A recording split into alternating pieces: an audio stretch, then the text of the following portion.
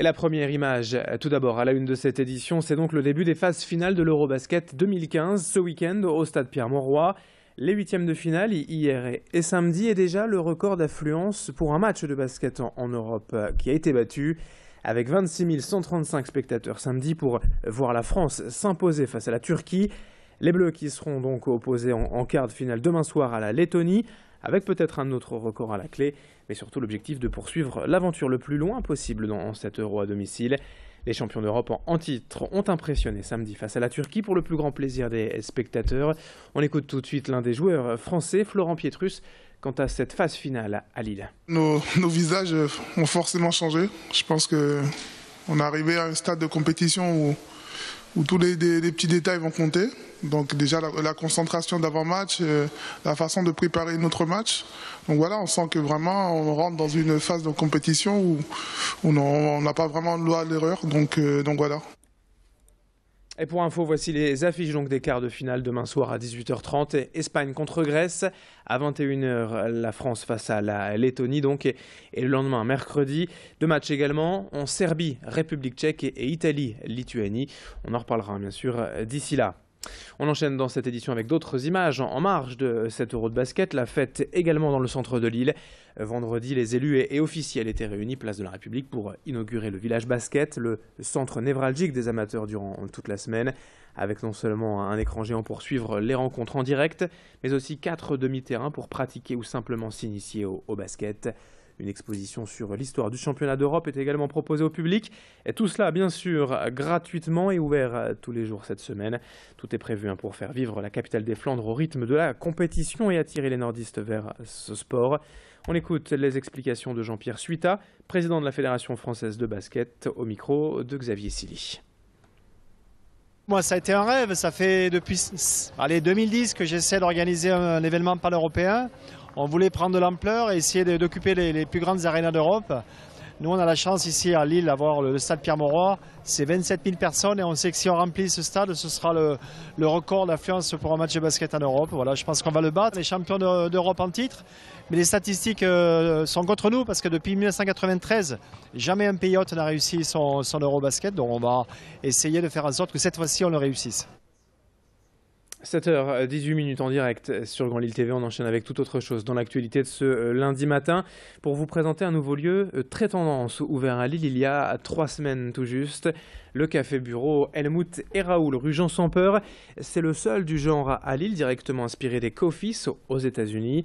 Un mix entre un café classique pour se détendre et un espace de travail discret et studieux. Cécile et Aurélie, les deux fondatrices, travaillent en freelance et avaient pour habitude de se réunir dans les cafés pour gérer leurs dossiers. Mais le manque de discrétion et de tranquillité les ont donc conduits à créer ce lieu devenu aujourd'hui leur bureau. Elles partagent l'espace avec d'autres travailleurs freelance, des étudiants, des commerciaux ou tout simplement des salariés lassés de l'open space. Pour 4,50 € de l'heure, Helmut et Raoul offre le Wi-Fi, une boisson chaude à volonté, la possibilité d'imprimer ses documents et la presse consultable sur place. Idil Gunay est allé se renseigner sur place quant à l'agencement des lieux. On avait envie qu'il y ait plusieurs ambiances dans un seul endroit pour que beaucoup de gens puissent s'y sentir à l'aise et que chacun puisse choisir entre guillemets son coin dans le local en fonction de ce qu'il vient faire ce jour-là. Donc il y a des places qui sont plus ou moins privatives, c'est-à-dire qu'il y a les petites alcôves, les petits salons. Il y a les banquettes ici, là où on est, c'est esprit plus café classique. De l'autre, c'est plus dans un esprit salon, un petit peu plus comme à la maison. Si on vient en solo, qu'on veut être un peu tranquille, il y a une tablette plus bar tout au fond.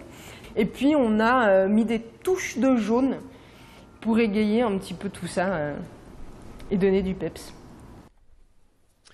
Encore un peu de sport décidément dans cette édition, ce lundi avec du cyclisme sur piste et l'événement peut-être de l'année à Roubaix, l'Open des Nations, vendredi et samedi au Stab.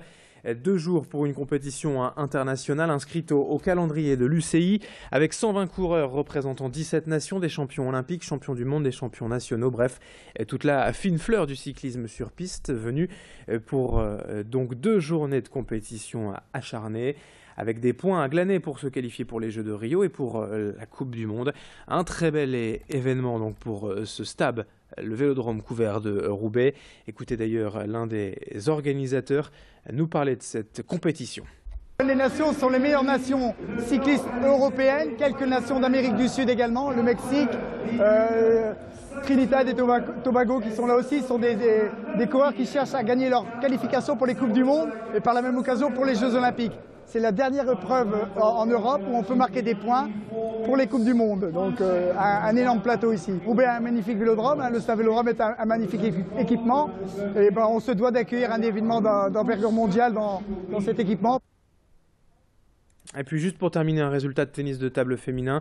La deuxième journée de Pro A Dames. Hier soir, le CP Lille Lille Métropole s'est tranquillement imposé 4-1 en déplacement à Mayenne. Voici désormais les Lissoises co-leaders de leur championnat. Fin de cette édition, 7h21 en direct sur Grand Lille TV. Dans un instant, la météo du jour et l'infotrafic en temps réel.